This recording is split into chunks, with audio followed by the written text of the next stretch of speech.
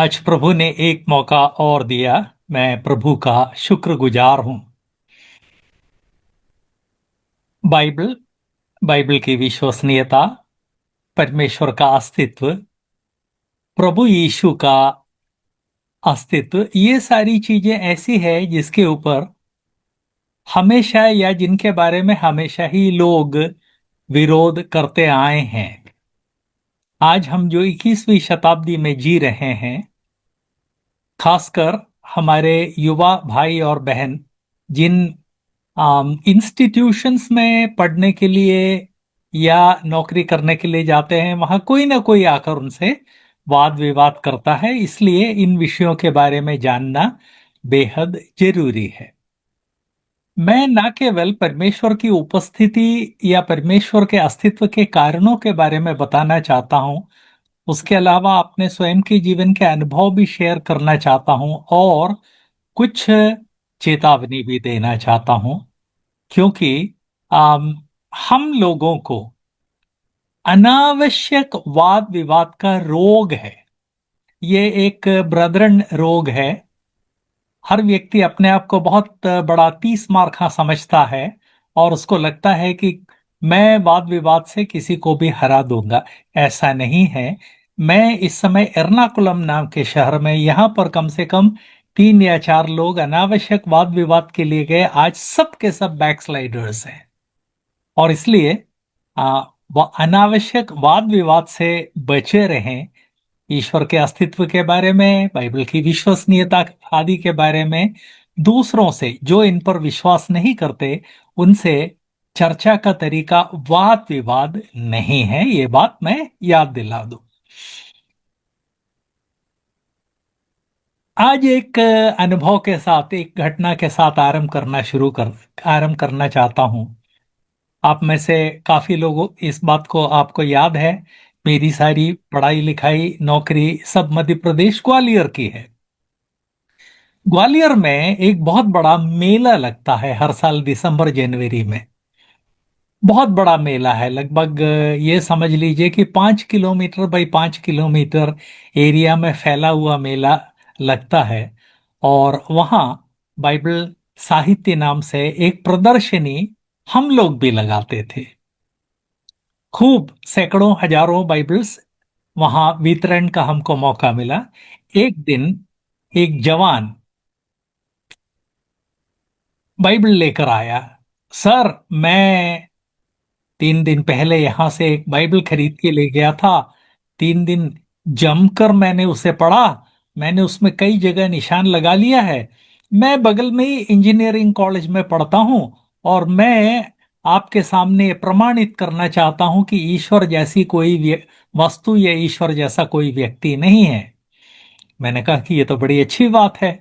मैं सुनना चाहूंगा। हाँ हाँ, मैं बोलूंगा, आप समय दीजिए। तो मेला खत्म होने वाला था। मैंने उसको घर का पता दिया, डेट वगैरह दिया और जो मैंने उसको डेट दिया था उस डेट पे समय पर वो बंदा बाइबल लेकर आ गया। मैंने कहा कि अच्छा, एक बात बताओ, तुम इंजीनियरिंग कॉलेज विद्यार्थी हो, ईश्वर के अस्तित्व को नकारना चाहते हो। तुम धर्म के आधार पर, फिलॉसफी के आधार पर या विज्ञान के आधार पर नकारना चाहते हो। तो वो तो बिगड़ गया। मैं विज्ञान का विद्यार्थी हूं, विज्ञान के आधार पर ईश्वर के अस्तित्व को आपके सामने नकारना चाहता हूं, गलत सिद्ध करना चाहता हूं। मैंने कहा कि बहुत अच्छी बात है। तुमको नहीं मालूम बेटा जी कि तुम जो है कितने बड़े जाल में फंसने जा रहे हो। This happened a few years ago in Madhya Pradesh, Gwalior, where there is a very famous trade fair every December, January, and we used to sell Bibles in a literature shop known as Bible Literature. One day, a young man came and said, "Sir, I purchased a Bible from you 3 days ago, and I've read it. I have marked everywhere. I want to argue with you against the existence of God." I said, "Fine." I gave him. Trade fair was about to finish. I gave him date and time. He promptly reached my home at the date and time, and I asked him, "You want to argue against the existence of God, isn't it?" "Yes, sir." "Okay. Do you want to argue it on the basis of religion or philosophy or science? Oh, he said, I'm an engineering college. I will argue on the basis of science. And he did not realize what a trap he was walking into. तो मैंने कहा कि अच्छा, विज्ञान के आधार पर ईश्वर ईश्वर के अस्तित्व को नकारना चाहते हो? एक बात बताओ, विज्ञान किसी चीज को प्रमाणित करता है, काहे की मदद से प्रमाणित करता है? तो वो बोला प्रयोग की मदद से। मैंने कहा बिल्कुल सही है, प्रयोग की मदद से सिद्ध करता है।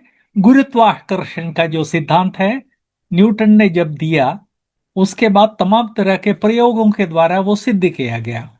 उसी तरह से ईथर नाम का एक सिद्धांत था। ईथर जैसी कोई वस्तु है ही नहीं, उसको भी प्रयोग की मदद से सिद्ध किया गया था, माइकलसन मोरले एक्सपेरिमेंट। जानते हो क्या? हाँ सर, मैं जानता हूं। बहुत उसको घमंड था। मैंने कहा कि अच्छा ठीक है, तो तुम ये जानते हो कि कोई चीज है, इसको विज्ञान में प्रयोगों के द्वारा सिद्ध किया जाता है, कोई चीज नहीं है, इसको भी प्रयोगों के द्वारा सिद्ध किया जाता है। बिल्कुल सर। तो मैंने कहा अब बेटा जी ये बताओ कि ईश्वर का अस्तित्व नहीं है, इसको किस प्रयोग के द्वारा सिद्ध किया गया है, या तुम सिद्ध करोगे? तो अचानक उसको लगा कि कुछ तो गड़बड़ हो गया है, और सर खुजाने के बाद वो बोला कि सर एक काम कीजिए, ईश्वर के अस्तित्व के बारे में आपके पास जो प्रमाण है वो आप बताइए, मैं उन सबका खंडन करूंगा। मैंने कहा कि भैया मैंने नहीं बुलाया तुमको, तुम आकर मेरे गले पड़ गए थे। तुम सिद्ध करना चाहते थे कि ईश्वर जैसे किसी व्यक्ति का अस्तित्व नहीं है, तो इसलिए मैं तो तुमको कोई प्रमाण नहीं दूंगा, तुम सिद्ध करो कि ईश्वर का अस्तित्व नहीं है। काफी देर इसी विषय पर आगे पीछे बातचीत हुई। फाइनली वो अपना सा मुंह लेकर वहां से उठ के चला गया, क्योंकि उस दुनिया में कोई इस तरह का कोई प्रमाण नहीं है कि ईश्वर के अस्तित्व को डिस्प्रूव किया जा सके। ठंड का सीजन था, हमने उसको चाय ऑफर की, इवन चाय पिए बिना वो वहां से खिसक लिया। प्रिय भाई और बहनों, जब कोई व्यक्ति ईश्वर के अस्तित्व के विरुद्ध आर्ग्यू करते हुए, तर्क करते हुए आपके पास आता है, तो एकदम से वाद विवाद के मूड में ना जाकर पहले उससे कहिए कि भैया तुम ये प्रपोजल लेके आए हो कि ईश्वर जैसे किसी व्यक्ति का अस्तित्व नहीं है, तुम प्रूव करो। यदि वो कहे कि आप प्रूव कीजिए, तो साफ साफ बोली कि मैंने तो आपको चैलेंज नहीं किया था, आपने मुझे चैलेंज किया था। So he said, Sir, let me disprove. I said, okay. Science proves and disproves everything with the help of experiments. So, what experiment has disproved God, or what experiment are you going to show me to disprove God? He suddenly realized that he has been trapped, scratched his head for some time, and said, Sir, you give me arguments for the existence of God. I will disprove all of them. I said, Gentleman, it's not I who came arguing, it is you who came arguing, and therefore it is your job to prove your argument. I'm not going to argue. After much back and forth, pressing me, he finally left it. He was so disappointed. It was winter in North India. We offered him a cup of tea and some eatables. He did not touch any of them. He disappeared. Please remember, when somebody comes arguing to you against the Bible, against God, against anything related to the faith, if he is arguing, let him argue. And ask him to prove his point. Don't simply get into the argument. Let him prove. The ball is in his court. Remember this. With this, let us proceed to speak about the existence of God. अनावश्यक वाद विवाद से बचें। जो आपसे आकर वाद विवाद करने की कोशिश करता है, उसके सामने बिल्कुल दृढ़ता से कहिए कि आप अपना पॉइंट सिद्ध कीजिए। नहीं कर पाएंगे, ये मैं आपको गारंटी देना चाहता हूं। अब हम परमेश्वर के अस्तित्व के लिए कुछ प्रमाण मैं आपके सामने रखना चाहता हूं। तो आप पूछेंगे यदि वाद विवाद नहीं करना है तो ये प्रमाण काहे के लिए? ये प्रमाण उन लोगों के लिए है जो जेन्युइनली अपने मन की जिज्ञासा के कारण सत्य जानने के लिए आपके पास आए हैं।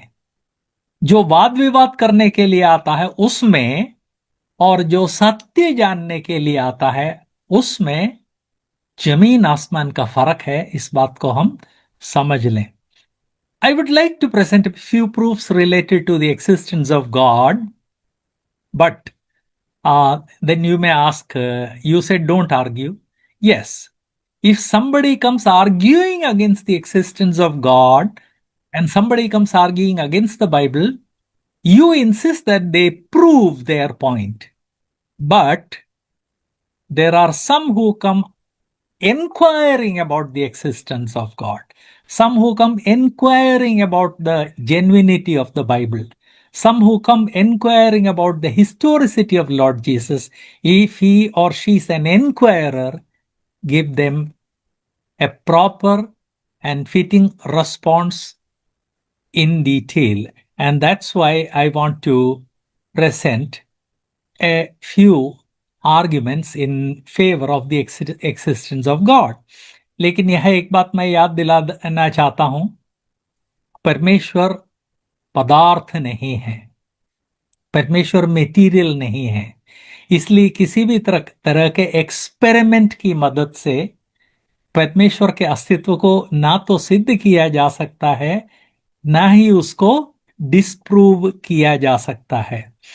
परमेश्वर गणित नहीं है, इसलिए गणित की मदद से परमेश्वर के अस्तित्व को सिद्ध या डिस्प्रूव नहीं किया जा सकता है। परमेश्वर ज्योमेट्री नहीं है, ज्योमेट्री में आप ये बहुत सारी बातें सिद्ध कर सकते हैं। परमेश्वर ना तो ज्योमेट्री है, ना मैथमेटिक्स है, ना पदार्थ है। इसको मन में याद रखें। इसलिए पदार्थ संबंधित आर्ग्यूमेंट्स, मैथमेटिक्स संबंधित आर्ग्यूमेंट्स, ज्योमेट्री संबंधित आर्ग्यूमेंट्स को लेकर यदि कोई आता है तो इमीडिएटली उसको याद दिलाएं कि परमेश्वर ना तो पदार्थ है, ना मैथमेटिक्स है, ना ज्योमेट्री है। इसलिए ईश्वर के अस्तित्व के या परमेश्वर के अस्तित्व के बारे में मैं जो बोलने जा रहा हूं ये किसी तरह के एक्सपेरिमेंट के ऊपर आधारित नहीं है, बल्कि इस विश्व के निरीक्षण, परीक्षण और लॉजिक को हिंदी में तर्कशास्त्र कहा जाता है, जो कोई अच्छा नाम नहीं है, इसलिए मैं अंग्रेजी भी बोलता जा रहा हूं। लॉजिक के आधार पर हम देखेंगे कि हाँ, इस तरह से एक व्यक्ति का होना जरूरी है, उसके बिना इस विश्व में किसी भी बात को हम किसी भी बात का कारण नहीं बता सकते। I was saying that God is not mathematics, God is not material, God is not geometry, and therefore if somebody says I will use geometry to disprove God, tell him God is not geometry. If somebody says I need a material proof, remind him God is not material. Somebody says I need a mathematical proof, tell him God is not mathematics. A good example, somebody comes and says, you say God is one person, God is one in three persons, but 1 plus 1 plus 1 is 3, not 1. Remind that person that God is not mathematics, and therefore you cannot use mathematics to prove God or to disprove God. You cannot use mathematics to prove Trinity or disprove Trinity. परमेश्वर के अस्तित्व के बारे में जो सबसे पहला प्रमाण है वो ये है कि हम जो कुछ देखते हैं उन सब का कोई ना कोई कारण होता है। इसका सबसे अच्छा उदाहरण है जब युवा आइजक न्यूटन एक पेड़ के नीचे लेटा हुआ था तो अचानक पेड़ से टूटकर एक फल गिरा। सामान्य व्यक्ति फल गिरता है तो जाके उसको खाने में ज्यादा दिलचस्पी लेता है। न्यूटन को इस बात में दिलचस्पी हुई कि गिरा क्यों, और उसने ये निष्कर्ष निकाला कि पृथ्वी इसे अपनी ओर आकर्षित कर रही है, इसलिए गिरा। वहां पर गुरुत्वाकर्षण का नियम बना, जिसको बाद में सैकड़ों प्रयोगों के द्वारा सिद्ध किया गया कि हाँ, गुरुत्वाकर्षण नाम की एक शक्ति है, एक बल है जो वस्तुओं को एक दूसरे के प्रति आकर्षित करता है। तो न्यूटन ने क्यों गुरुत्वाकर्षण का सिद्धांत ढूंढ निकाला? इसलिए कि वो इस बात को जानता था कि हर चीज के पीछे एक कारण है, और फल गिरा तो क्यों गिरा, उस कारण को उसने ढूंढा और ढूंढ कर निकाला। इस विश्व में हम जो कुछ देखते हैं सबके पीछे एक कारण है। The first evidence, now, I'm leaving the word proof. Proof can be used only for matter. Proof can be used only for mathematics. Proof can be used only for geometry. All the other kinds of proofs, the correct word is evidence. The first evidence for God's existence is the rule of cause. Whatever we see in this universe has a cause. We know the story of Newton. He was lying under a tree. He saw an apple fall or whatever, a fruit fall. He started asking for the reason for that fall, and he found out the force known as gravitation, which has then been proved with the help of 100 or more experiments. इस विश्व में हर चीज का एक कारण है। तो हम इस तरह से कारण ढूंढते ढूंढते ढूंढते जाएंगे, तो जो सबसे पहला कारण था उस वो कौन है? आगे अन्य बातों का जब हम अध्ययन करेंगे तब और स्पष्ट हो जाएगा कि इस विश्व में बिना कारण के कुछ नहीं होता। इसलिए विश्व का कारण कौन है या क्या है? कोई तो भी है, उसका व्यक्ति होना जरूरी है। क्यों है वो हम आगे देखेंगे। वो व्यक्ति जो इस पूरे विश्व का कारण है, विश्व की उत्पत्ति का कारण है, वो परमेश्वर है। पवित्र बाइबल के उत्पत्ति एक के एक में हम पढ़ते हैं, आदि में परमेश्वर ने आकाश और पृथ्वी की सृष्टि की। हम भौतिक शास्त्र के किसी भी नियम को देखें तो वो इस बात को बताता है उसके पीछे कोई कारण है, उसके पीछे कोई कारण है। तो जो फाइनल कारण है वो परमेश्वर है, जिनके बारे में प्रभु का वचन कहता है आदि में परमेश्वर ने आकाश और पृथ्वी की सृष्टि की। The principle of causality says that everything has a cause. So when we look for cause, cause behind cause, finally we will reach at the final cause which has caused everything in this universe. That final cause is God. Genesis 1:1 says, in the beginning, God created the heaven and the earth. The Bible identifies the final cause, which is God. So the first evidence comes from the principle of causality. दूसरी बात जो हम ईश्वर के या परमेश्वर के अस्तित्व के की ओर इशारा करता है, वो ये है कि जब हम इस विश्व में चारों ओर देखते हैं, तो चाहे आकाश गंगाओं को देखें या छोटी से छोटी चीज देखें, तो हर चीज के पीछे एक डिजाइन दिखता है। हम इस बात को जानते हैं। आप में से किसी ने पुराने कार के शौकीन लोगों का कलेक्शन देखा होगा, तो पुराने से पुराने कार जो है उसका डिजाइन देख लीजिए, नए से नए कार जो है उनका डिजाइन देख लीजिए, जमीन आसमान का फर्क है। लेकिन हम ये सब जानते हैं, हम सब जानते हैं कि इन सबको मनुष्य ने अपनी बुद्धि से डिजाइन किया है। तो इसी तरह से जब हम इस विश्व को देखते हैं तो विश्व में एक रूपरेखा दिखाई देती है, और हम जानते हैं कि रूपरेखा अपने आप नहीं आती है। एक क्षण में मैं उसका एक उदाहरण बताऊंगा। The second evidence for God's existence is the power and reality and design. We will speak more about design later. Design we see all around in the universe. We know that these things do not come by themselves. एक प्रयोग मैं आपको बताना चाहता हूं। ये मैं जब एमएससी फिजिक्स कर रहा था, एमएससी में एक सब्जेक्ट है थियोरी ऑफ प्रोबेबिलिटी, संभाविता का सिद्धांत। वो हमको समझाने के लिए हमारे प्रोफेसर ने बताया था। और जब उन्होंने वो बताया तो मुझे लगा बाप रे, क्या सरल सा प्रयोग है, लेकिन कितनी गजब की बात है। उन्होंने कहा एक कांच का बॉक्स है, उसमें नीचे मैं 100 काले अंटे रख देता हूं, बॉल्स, अंटे। इस पीढ़ी ने शायद अंटे ना देखे हो। उसके ऊपर मैं 100 सफेद अंटे रख देता हूं, उस बॉल को सील कर देता हूं,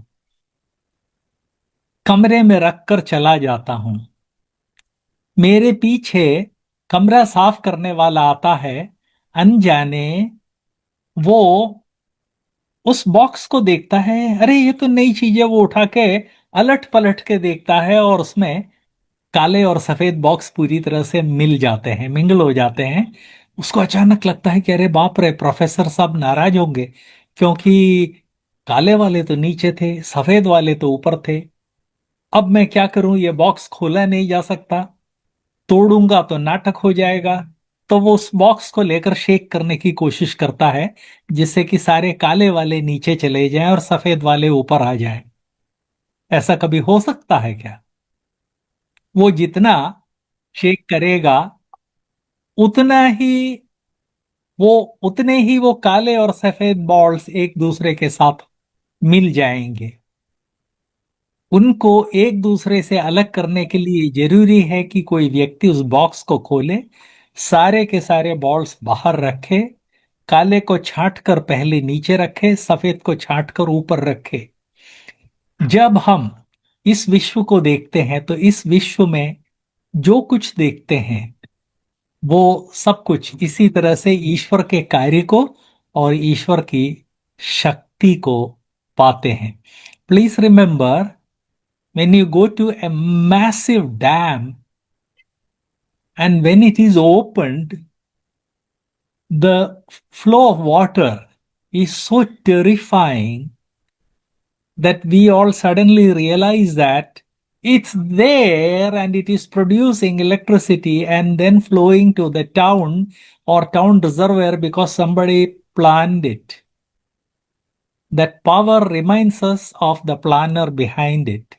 In the same way, when we look at the universe is full of galaxies, also full of microscopic cells. Everything is complex. It all points to a creator behind all this. प्रभु का वचन याद दिलाता है भजन 19 के 1 में। भजन 19 का एक, Psalm 19:1 reminds us, the heavens declare the glory of God and the firmament shows his handiwork. आकाश ईश्वर की महिमा का वर्णन कर रहा है और आकाश मंडल ईश्वर की हस्तकला को प्रकट कर रहा है। सो ईश्वर के अस्तित्व के लिए ये दूसरा कारण, या ये दूसरा कारण है जिससे हमें ईश्वर के अस्तित्व पर विश्वास करना पड़ता है। सो when we look at the universe, we see God's handiwork. We have to believe in the existence of God. तीसरी बात, इस पूरे विश्व में आप जहां भी देखेंगे वहां आप पाएंगे कि आ, चाहे जीवित चीजें हों, चाहे बिना जीवन की चीजें हों, बहुत ही जटिलता के साथ बनाई गई हैं। एक छोटी सी बात, हम खुद जानते हैं कि एक साल पानी नहीं बरसा तो उसका असर मौसम पर होता है। उसका असर खेती पे होता है, कितनी सारी चीजों पे होता है। पूरे विश्व को हम देखें तो विश्व में इस तरह की जटिलताएं हम देखते हैं, कॉम्प्लेक्सिटी। भूमि पर जो गुरुत्वाकर्षण है वो एग्जैक्टली हमारे लिए उपयुक्त है। गुरुत्वाकर्षण से इससे थोड़ा भी ज्यादा होता तो वायुमंडल लुप्त हो गया होता, थोड़ा भी ज्यादा होता तो वायुमंडल और घना हो गया होता, सांस लेना मुश्किल हो गया होता। यदि गुरुत्वाकर्षण थोड़ा भी कम होता तो वायुमंडल लुप्त हो गया होता, सारा जीवन समाप्त हो गया होगा। जहां भी हम पृथ्वी पर देखते हैं वहां हर तरह का एक कॉम्प्लेक्स क्रम देखते हैं। हम में से कई लोग चमगादड़ों को पसंद नहीं करते हैं। उनको ऐसा लगता है कि ये चमगादड़ अनावश्यक रूप से फल वगैरह खा जाते हैं और शायद आ, मनुष्यों को चोट भी पहुंचाते हैं। देखिए, हर प्रकार का जानवर कुछ तो गड़बड़ करता है, लेकिन चमगादड़ को परमेश्वर ने एक खास पर्पस के लिए रखा है। रात के समय वायुमंडल में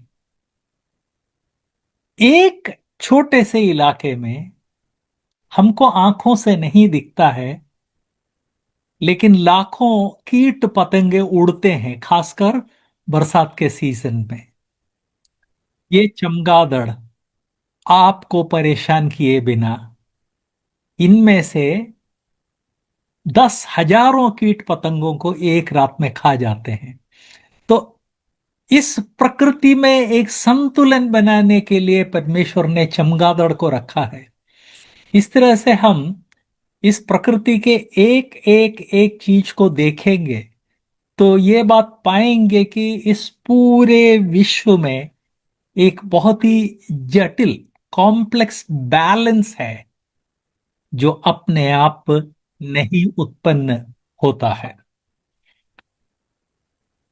The next evidence because of which we have to believe in God is complexity in this universe. How everything depends upon each other. And I was giving you an example. Bat. Bats are those flying objects at night. A lot of people are afraid of bats, which is not necessary. Most of the bats are not harmful. A lot of people hate them. That's not proper because God has kept them for a purpose. During rainy season, millions of flying creatures arise from the surface or from bottom of the earth, fill the skies. Bats in one night, a single bat in one night eats thousands of them, maintaining a balance. This is known as fine tuning of the universe, where everything balances everything else. Fine balance, fine tuning doesn't come by itself. It has to be planned, it has to be executed. And when we look at the entire world, which is so big and so complex, fine tuning in the entire world can come only if a super intelligent person plans everything and tunes everything.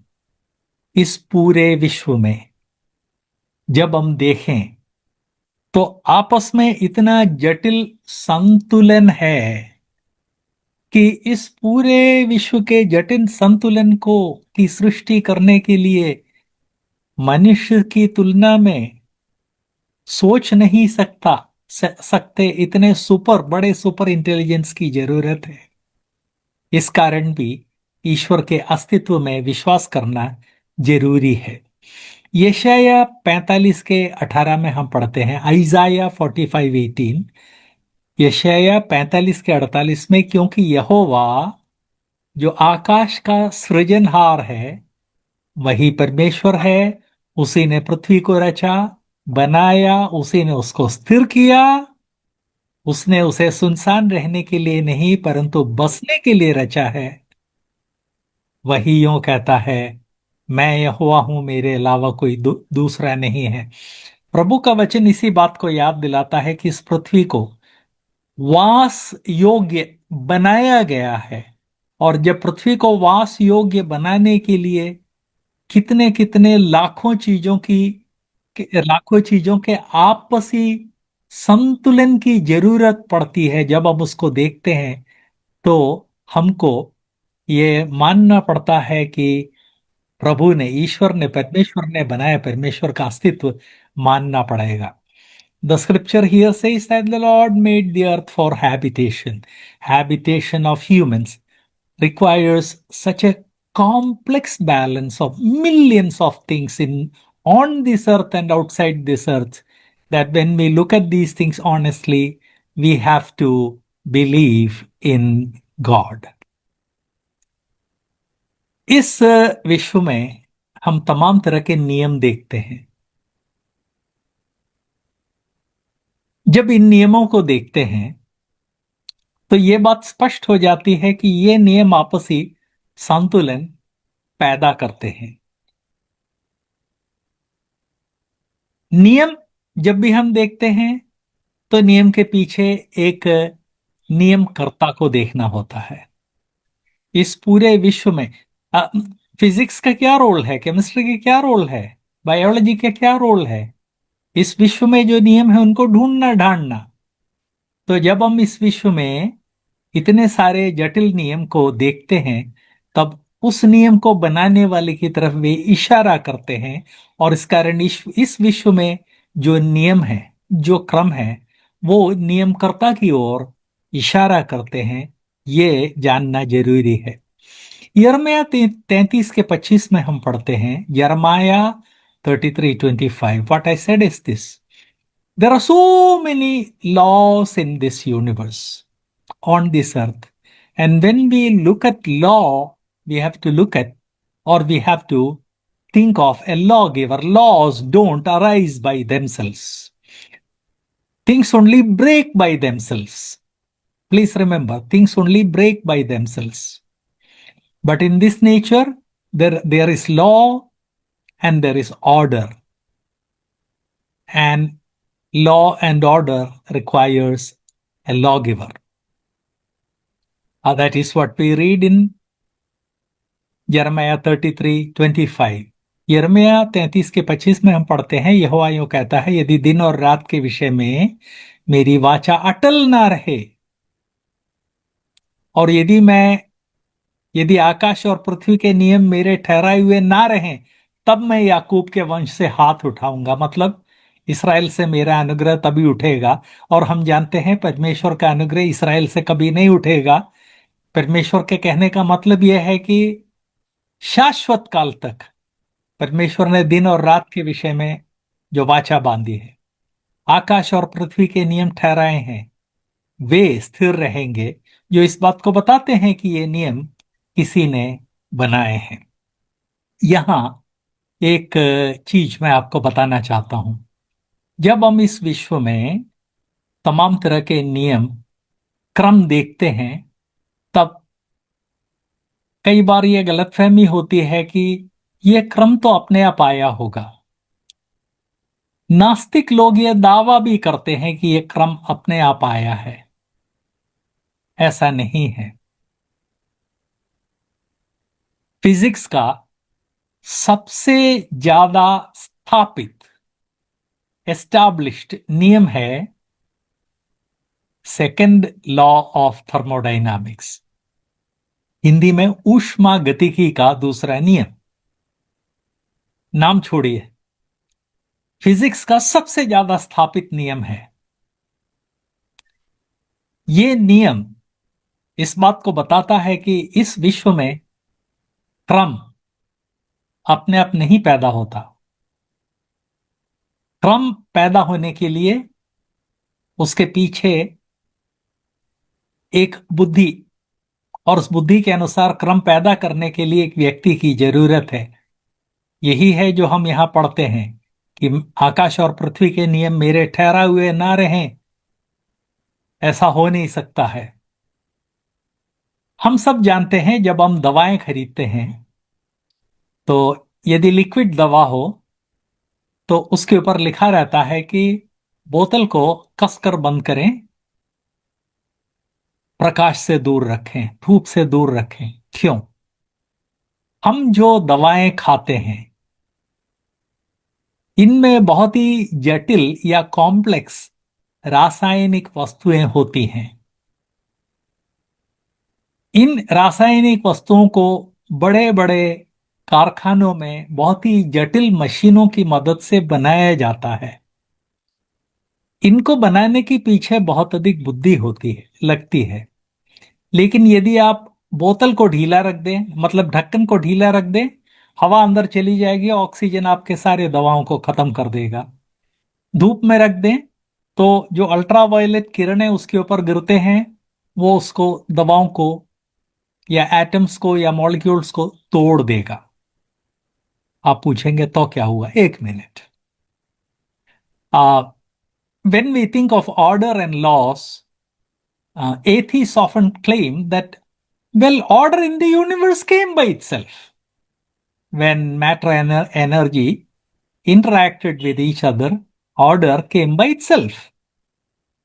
Looks so attractive, very attractive. Does it happen? I'll tell you a very simple thing. When you buy a liquid medicine, the bottle has a clear instruction. Keep the cap tightly closed, away from direct sunlight. Why? Even the simplest medicine, liquid medicine, is made up of extremely complex molecules. It takes a lot of intelligence to create those molecules. They are made with the help of extremely complex machines in factories. If you keep the bottle open or if the cap is loose, air will enter and oxygen will destroy the molecules. Or if you allow direct sunlight, particularly ultraviolet ray, will enter the bottle and it will destroy the molecules. You will say, so what? Just a minute. आप पूछेंगे कि भैया बोतल में जो चीजें हैं वो डिस्ट्रॉय हो जाती हैं, तो उससे क्या? उससे क्या, ये जरा बताता हूं। थर्मोडायनामिक्स का दूसरा नियम, ऊष्मा गति का दूसरा नियम, यह कहता है पदार्थ को और ऊर्जा को यदि एक दूसरे के साथ छोड़ दिया जाए तो जो क्रम है वो टूट टूट कर फाइनली सारा क्रम नाश हो जाएगा। इसलिए बोतल को टाइटली क्लोज करने को कहा गया है। ऑक्सीजन जाएगा, उसके अंदर सारे रासायनिक पदार्थ का नाश हो जाएगा और उसमें से कुछ तो इवन जहर बन जाएंगे। सूरज की रोशनी पड़ेगी तो वो ऊर्जा उस बोतल के अंदर जाकर उसके अंदर जो रासायनिक, जो जटिल रासायनिक पदार्थ है उनको तोड़ फोड़ के नाश कर देगा। पदार्थ और ऊर्जा को बिना नियंत्रण के एक दूसरे के साथ प्रक्रिया करने के लिए छोड़ दिया जाए तो कभी भी क्रमबद्ध नहीं होता। जो क्रम है वो भी विखंडित हो जाता है या टूट जाता है। आप पूछेंगे तो क्या? Just a minute. The bottle experiment reminds us one thing, and that actually comes from second law of thermodynamics, which says that, or which has an implication that, when matter and energy are allowed to interact with each other, order always goes to disorder. So if you keep the cap lightly, not sufficiently close, oxygen will enter, it will destroy everything in it. If you allow sunlight to fall onto that bottle of tonic, sunlight will enter and destroy, break all the chemicals. Order will be turned into disorder. That's second law of thermodynamics. नास्तिक लोग अक्सर ये दावा करते हैं कि इस विश्व की सृष्टि किसी ने नहीं की। विश्व में ऊर्जा थी, विश्व में पदार्थ था। ऊर्जा और पदार्थ एक दूसरे के साथ जब उन्होंने प्रक्रिया की तो लाखों करोड़ों साल में जो जो किसी भी तरह से क्रमबद्ध नहीं था, उसमें क्रम आ गया। सबसे पहले छोटा सा अणु बना, उसके बाद बड़ा अणु बना, और इन अणुओं के मेल से एक कोशीय सिंगल सेल्ड जीव बना। और ये सिंगल सेल्ड जीव जो है, उसके बाद जो है बढ़ते बढ़ते बढ़ते जटिल मनुष्य जीवन बन गया। सेकेंड लॉ ऑफ थर्मोडायनामिक्स ये कहता है कि आई एम सॉरी, विश्व विश्व के जो न बदले जा सकने वाले नियम है, उनके अनुसार ऐसा नहीं होता, बस बल्कि इसका उल्टा होता है। इस बात को याद रखें। So what about the bottle? If you talk to an atheist, he will say, no, no, no, there is no God. There was matter, there was energy, they interacted with each other for millions or even billions of years, and the disordered matter gradually became ordered. Not on your life. Second law of thermodynamics, which is the most firmly established law of science, says that if matter and energy are allowed to interact with each other freely, then order always goes to disorder, not the other way around. That is why if there are 100 black balls at the bottom, 100 white balls at the top in a closed box, and if you shake the box, the original order, black at bottom, white at top, is destroyed. And even if you shake the box for millions of years, the black and white will not separate from each other. ये जानना बहुत जरूरी है, इसलिए इसका एक और उदाहरण मैं आपको देना चाहता हूं। हम सब जानते हैं कि एक घड़ी में 50 एक पुर्जे होते हैं। मैं और आप जो ऑर्डिनरी घड़ी यूज करते हैं उसमें, लेकिन दुनिया में सबसे एक्यूरेट समय बताने वाली घड़ी को क्रोनोमीटर कहा जाता है। एक क्रोनोमीटर की जरूरत उन लोगों को पड़ती है जो या तो स्पेस में जाते हैं या समुद्र के अंदर पनडुब्बियों में महीनों पड़े रहते हैं। मेरे आपके हाथ में जो घड़ी है, ये शायद साल में 5 मिनट फास्ट या 5 मिनट स्लो हो जाए। क्रोनोमीटर की विशेषता यह है कि वो 10,000 साल में भी 5 मिनट स्लो नहीं होता है। एक क्रोनोमीटर के अंदर 50-60 नहीं, सैकड़ों पुर्जे होते हैं, सब चलने वाले। मान के चलिए कि स्विट्जरलैंड में रहने वाली एक वॉच कंपनी एक क्रोनोमीटर के सारे पुर्जों को एक बक्से के अंदर डाल देती है, बक्सा सील कर देती है, और उसके बाद उस बक्से को शेक करते हैं। क्रोनोमीटर के जो सैकड़ों पार्ट हैं, वो पुर्जे एक दूसरे से मिलकर घड़ी बन जाएगी क्या? मैं एनर्जी और मैटर का एक प्रैक्टिकल उदाहरण बता रहा हूं। शेक कर रहे हैं जिसका मतलब आप उसको एनर्जी दे रहे हैं। उसके अंदर सैकड़ों पुर्जे हैं, मैटर। आप उसको शेक करेंगे, घड़ी बन जाएगी क्या? आपके पास जो मोटर बाइक है या जो कार है, उसके सारे पुर्जे यदि एक बहुत बड़े रेलगाड़ी नुमा एक कंपार्टमेंट के अंदर डाल के शेक करते रहें, मोटर बाइक बन जाएगा क्या? कार बन जाएगा क्या? एक जंबो जेट को जंबो साइज के कमरे में डालकर शेक किया जाए, जंबो जेट बन जाएगा क्या? सारे पार्ट जुड़ के जंबो जेट बन जाएगा क्या? नहीं, बल्कि आप उसे जितना शेक करेंगे, घड़ी के पुर्जे जो है वो घिसते चले जाएंगे। कार के पुर्जे जो है वो दब के खत्म और हो जाएंगे।